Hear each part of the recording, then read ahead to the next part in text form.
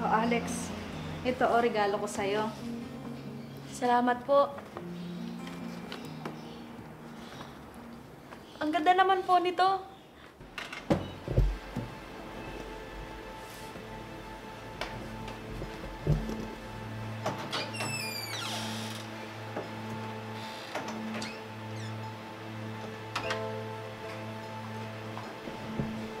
Ma, nakita mo ba yung pabango ko?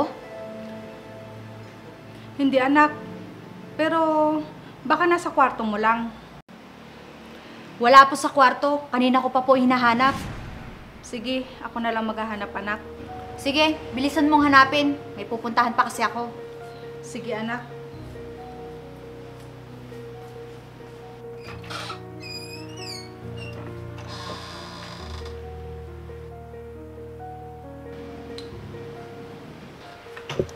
Ma, ano, nakita nyo?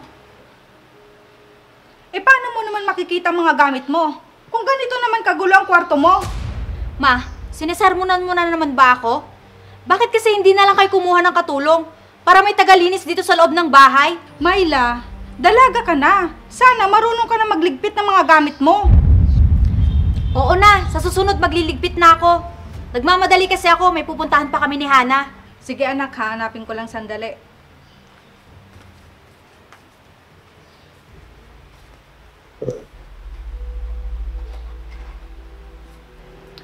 Ano ma, nakita nyo na? Oo, nakita ko na. Oh, ito na yung pabango mo. Sa susunod kasi, itabi mo na yung mga gamit mo. Hindi yung nakakalat lang. Ang dami nyo naman sinasabi. Makaalis na nga.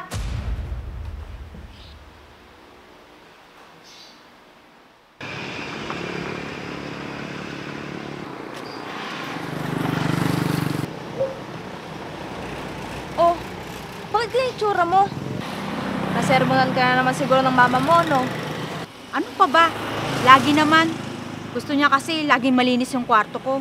Siyempre, tinuturoan ka lang yan na maging masinop sa mga gamit. Kasi dalaga ka na. Pati ba naman ikaw? Sinisermonan mo ako tungkol dyan? Siyempre, napagdaanan ko din yan. Tama nga sila na dapat maging masinop tayo, lalo't na't babae ka. Tara na nga sa mall para naman gumanda yung araw ko. Sige, kaso wala akong pera dito eh. Hoy Hana, naghihirap ka na ngayon? Hindi naman, hindi lang ako binigyan ni mama ng allowance ko. O sige, ililibre na lang kita. Basta, samahan mo lang ako. Sige.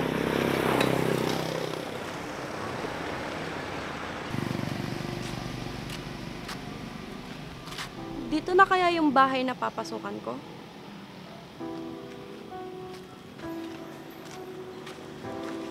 Tao po! Tao po! Tao po! Oh, ikaw pala. Halika, pasok ka.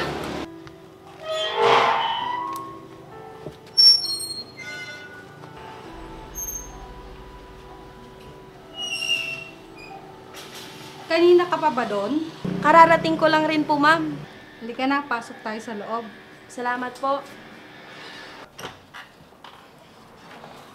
Halika, upo ka muna. Salamat po, ma'am.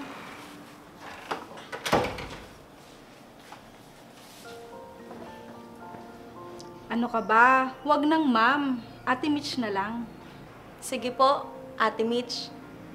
Doon yung kwarto mo. Sa kabila, kwarto naman ng anak ko. Sige po, Ate Mitch. O sige, bukas. Pwede ka na mag-umpisa.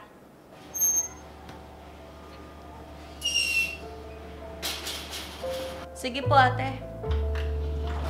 Oh, Myla. Sino yan? Siya nga pala yung magiging katulong natin. Ako nga pala si Alex.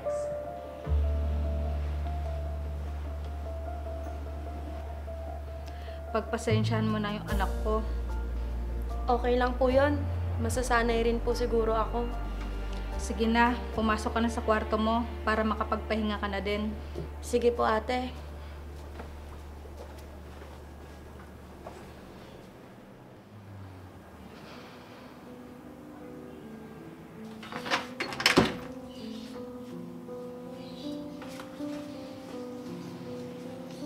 Oh, Alex.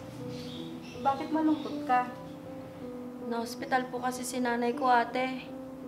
Hindi ko po alam kung saan po kukuha ng pera. Bakit hindi ka nagsasabi sa akin? Pwede naman kitang pahiramin. Talaga po, ate. Maraming salamat po.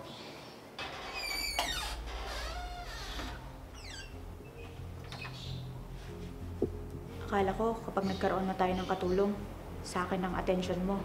Yun pala hindi. Kailangan ko gumawa ng paraan para mapaalis ka dito sa bahay, Alex. Oo naman, huwag kang mag-alala.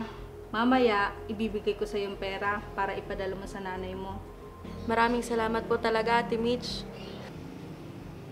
Oo nga pala, hindi ba kaarawan mo ngayon? Paano niyo po nalaman, Ate Mitch? Sa Facebook mo, nakita ko. Maligayang kaarawan, Alex. Maraming salamat po. Sige, saglit lang, may kukunin lang ako.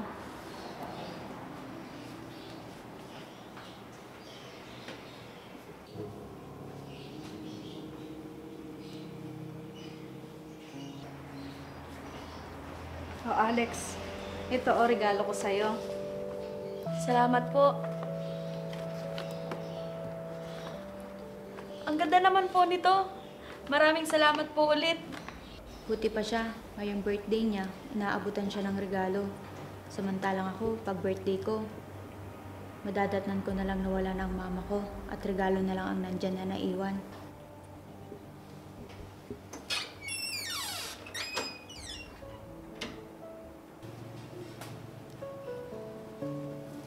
Sige, papasok muna ako sa kwarto. Sige po, ate. Maraming salamat po ulit dito.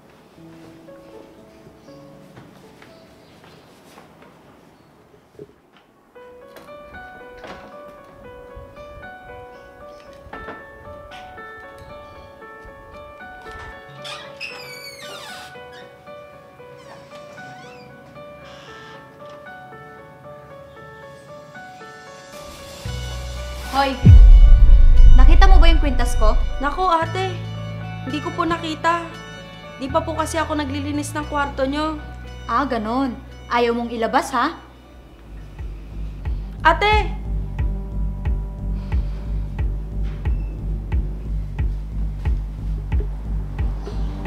Asan dito? Ilabas mo yung kwintas ko! Ate! Tama na po. Huwag niyo na pong ikalat yung mga gamit ko. Myla? Myla?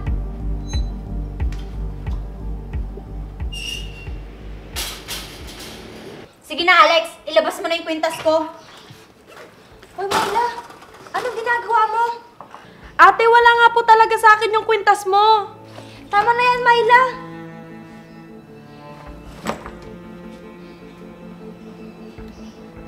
Pasensya mo na yung kaibigan ko. Hayaan mo, kakausapin ko siya.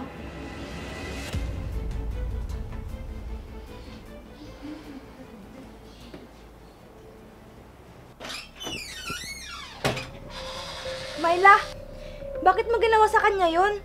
Nababagay lang sa kanya yon. Kinuha niya yung kwintas ko. Nandito lang kanina yun. Sigurado ka ba?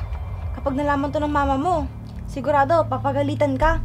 Oo, sigurado ako. Kaya humanda sa akin yan.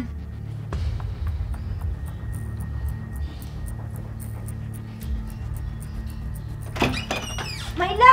Myla! Alex, ilabas mo yung kwintas ko. Huwag ka na magmaang-maangan. Alam ko ikaw ang kumuha. Kaya ilabas mo na. Oh, Myla! Ano sinasabi mo kay Alex? Eh paano? Kinuha lang naman niya yung kwintas ko. Alex, totoo ba yung sinasabi ni Myla? Patingin nga yung gamit mo. Sige po, ate.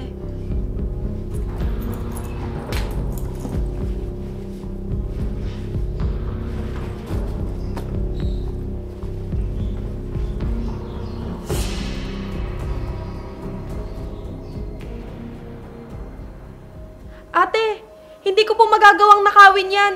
At hindi ko po alam na nandyan yan. Anong ibig sabihin nito? Kung hindi mo talaga kinuha ang kwintas ni Myla.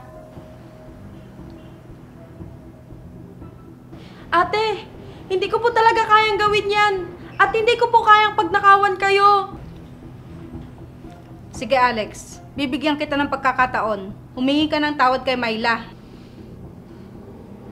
Ate Myla, pasensya ka na.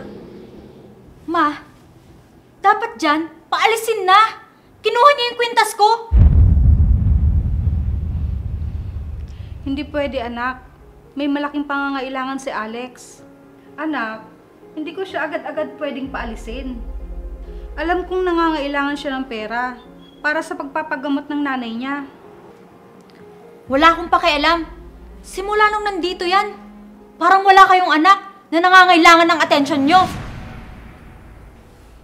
Anak, paano mo nasasabi yan? Sana, hindi nyo na lang ako naging anak. Sana, lahat ng mga gusto ko, hindi nyo na lang binigay. Kung ang pag-aalaga lang ng isang ina, na hindi ko na nararamdaman sa'yo. Myla!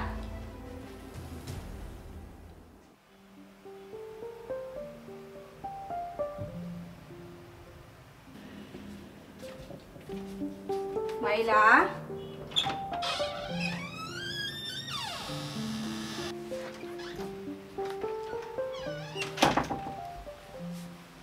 Anak, pwede ba kitang makausap?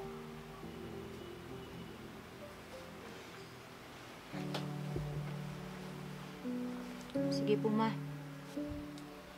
Anak, pasensya ka na kung nagkulang ako ng atensyon sa'yo. Babawi si mama, anak. Ma, ang atensyon mo lang naman ang kailangan ko sa'yo. Ang pag-aalaga mo sa isang anak. Pasensya ka na, anak. Hindi ko na namalayan. Napapabayaan na pala kita sa ginagawa ko. Ma, namimiss ko na yung banding nating magkasama. Yung tayong dalawa lang. Anak, sana mapatawad mo ako. Simula ngayon, maglalaan ako ng oras para sa'yo.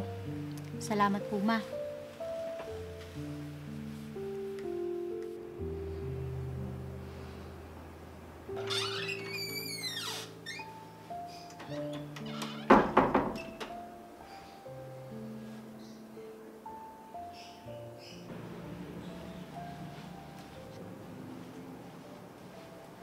Alex, pasensya ka na dahil pinagbintangan kitang ikaw ang kumuha ng kwintas ko. Ate, di ko naman po talaga kinuha yun. At hindi ko po magagawa sa inyo yun.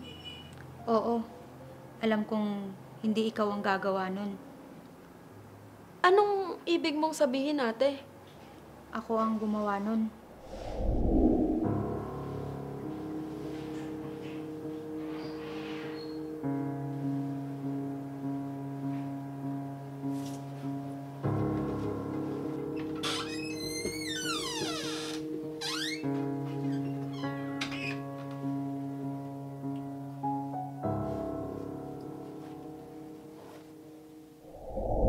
Nilagay ko yung kwintas ko sa bag mo para mapaalis ka dito sa bahay. Bakit mo ginawa yun, ate? Naiinggit kasi ako sa'yo.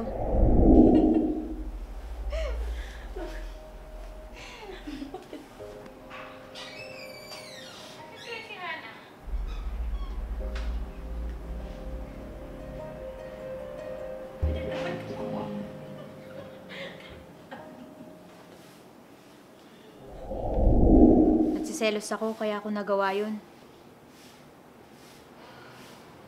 Sana mapatawad mo ako, Alex. Ayos lang, ate. Basta inamin mo yung totoo at humingi ka ng tawad. Salamat, Alex.